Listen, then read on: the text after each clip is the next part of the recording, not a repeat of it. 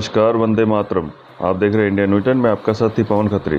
खबर हनुमानगढ़ से है कि आपको बता दें कि जिले में संचालित लैबों में कमियां पाई गई और इस पर हमारी टीम ने लैब यूनियन अध्यक्ष दिनेश गुप्ता से बात की तो उन्होंने माना कि लैबों में कमियां हैं और इस स्वास्थ्य विभाग को जांच करनी चाहिए।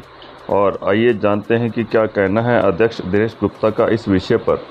दिनेश जी, आप लैब यूनियन के अध्यक्ष हैं हनुमानगढ़ जिले के। तो हम काफी समय से लैब में सर्च कर रहे थे, तो लैब में काफी कमियां पाई गई हैं, जिस तरह से टॉयलेट बाथरूम का नहीं होना, पानी का नहीं होना, या लेडीज का एक्सरे या ईसीजी करना आदमी के द्वारा, गलत जगह छूना, तो इन चीजों की काफी जगह का छोटा होना और बहुत सारी इस तरह की कमियां पाई गई। उसके बारे में आप थोड़ा क्या कहेंगे?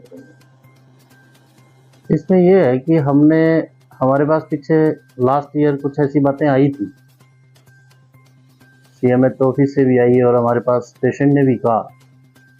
तो हमारी एक कमेटी बना के हमने लगभग सभी लैब्स की जांच की थी और जहां टॉयलेट नहीं थी वहां हमने व्यवस्था करवाई है। लेडीज स्टाफ की बात भी आई थी, पीछे एक पेशेंट ने शिकायत की थी हमसे कि लेडीज पेशेंट नहीं है।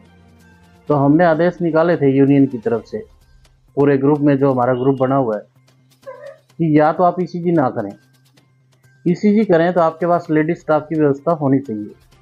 और हमने इसका पूर्णतः बंद कर दिया गया था भी जहां लेडीज की स्टाफ नहीं है वहां कोई ईसीजी नहीं करेगा और ईसीजी के लिए अलग से एक रूम भी होना चाहिए। हमारे पास पीछे सीएमएच ऑफिस से भी ये नोटिस आया था, सभी लैब्स पे एक ग्रुप में भी आया था कि ऐसी शिकायतें मिल रही है कि लेडीज स्टाफ नहीं है ईसीजी के लिए।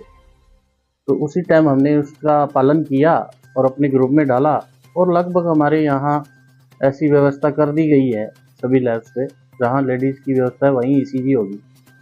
फिर भी अगर आप देख रहे हैं या कुछ ऐसी बात है तो एक बार दोबारा हमारा प्रयास रहेगा, या हमें बताएं, कुछ चिन्हित करें कुछ लैब्स जहाँ लेडीज़ की व्यवस्था नहीं है, तो हम उसको दुरुस्त करवाएंगे। समय समय पर हमारी मीटिंग और हमारे सिस्टम चलते रहते हैं। बाथरूम की भी समस्या आई, अभी एक पीछे एक लैब पे किसी ने फ़ोन किया, दिनेश जी बाथरूम नहीं है, तो उस लैब वाले को बुलाया गया और उसी दिन एक फ्रेमिंग करवा के एक लैब की टॉयलेट की व्यवस्था करवाई गई। और यूनियन इसके प्रति बड़ी सजग है कि जो काम हो बिल्कुल कायदे के अनुसार हो। हमने पिछले साल एक ही दिन में 100 लैब का रजिस्ट्रेशन करवाया। वो रजिस्ट्रेशन ऐसा था कि जिसमें बायोवेस्ट, फायर सर्टिफिकेट, जो भी व्यवस्था थी, ब्लूप्रिंट का होना पूरी। अभी आपने पूछा कि साइज का जो इशू था, तो हमने सबके ब्लूप्रिंट लिए लैब के और उस फाइल में लगाए हैं। सीएमएचओ ऑफिस में हमारी एक साथ 100 फाइलें भी जमा है। दूसरा, हमने बार बार हम मैसेज डाल रहे हैं, ग्रुप में भी डाल रहे हैं और सभी लैब वालों को भी कह रहे हैं अभी कि नई लैब खुलती है तो एक बार वो यूनियन से जरूर जुड़े। देखो, अगर यूनियन से नहीं जुड़ता है, सूचना ही ना दे और नई लैब खोल ली उसने, फिर तो देखो कार्रवाई करनी पड़ेगी, चाहे पेशेंट करे चाहे सरकारी विभाग करे। अब हमारे पास अगर वो आ गया तो हमने एक ऐसी व्यवस्था की है, कमेटी बनाई है 5 मेंबरों की, उसमें नई लैब खुलती है तो हम उसकी फाइल लेते हैं, उसका रजिस्ट्रेशन भी करवाते हैं, बायोवेस्ट भी देखते हैं उसका हुआ या नहीं हुआ, फायर सर्टिफिकेट भी देखते हैं।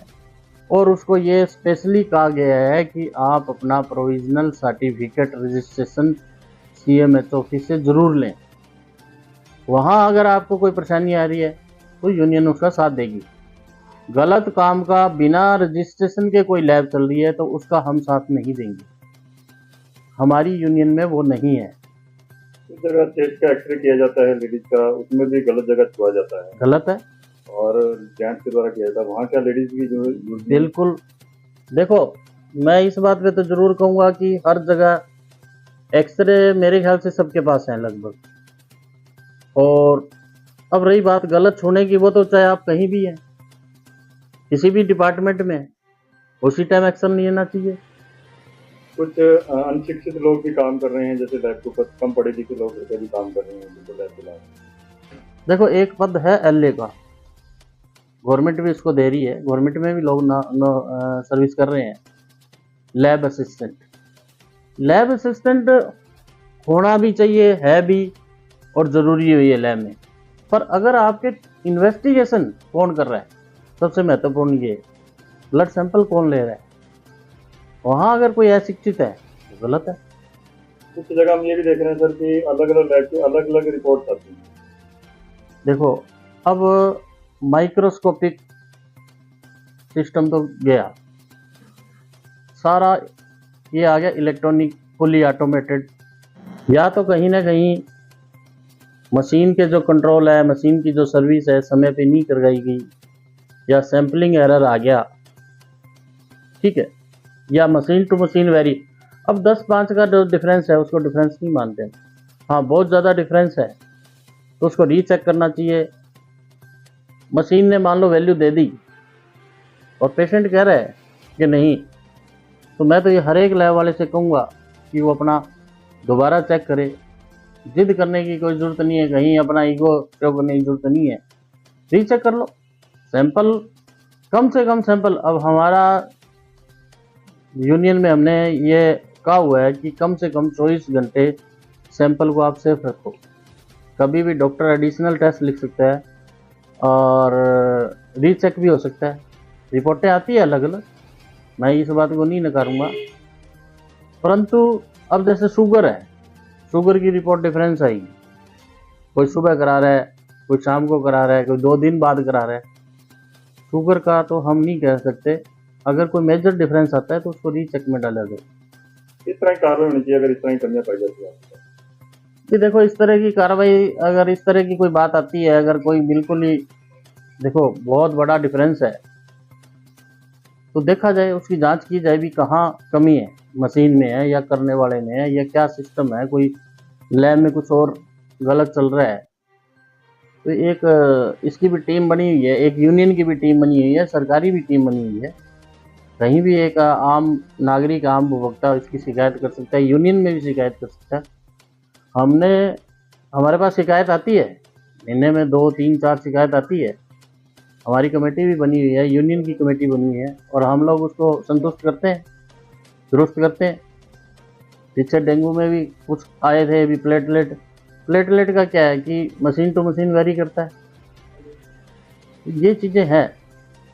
अब आपने बीच में ये कहा भी अशिक्षित लोग भी हैं, है, मैं ये नहीं कहूँगा नहीं है, उनको हम कहते भी हैं, हम यूनियन में नहीं लेते।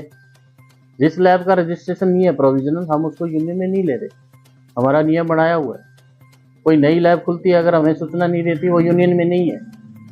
मैं आपके द्वारा भी संदेश देना चाहूँगा कि किसी भाई ने अपनी नई लैब खोली है, प्लीज़ अपना रजिस्ट्रेशन ज़रूर कराएं, बायो वेस्ट ज़रूर लें, सिरिंज है, नीडल है, कहीं भी है, वो कचरे में बाहर ना फेंकें। उसके लिए बायो वेस्ट का सिस्टम बना हुआ है, उसको फॉलो करें। फायर सिस्टम है, पीने के पानी की व्यवस्था ज़रूर होनी चाहिए, लेटने की व्यवस्था ज़रूर होनी चाहिए, ईसीजी लेडीज़ स्टाफ की होनी चाहिए। ये सारा मैंने आपको मैं दिखाऊंगा, हमारा एक ग्रुप है, उसमें टाइम टू टाइम हम ये डाल रहे हैं। अगर इसको कोई फॉलो नहीं करता फिर तो देखो जी, वो खुद जिम्मेवार है।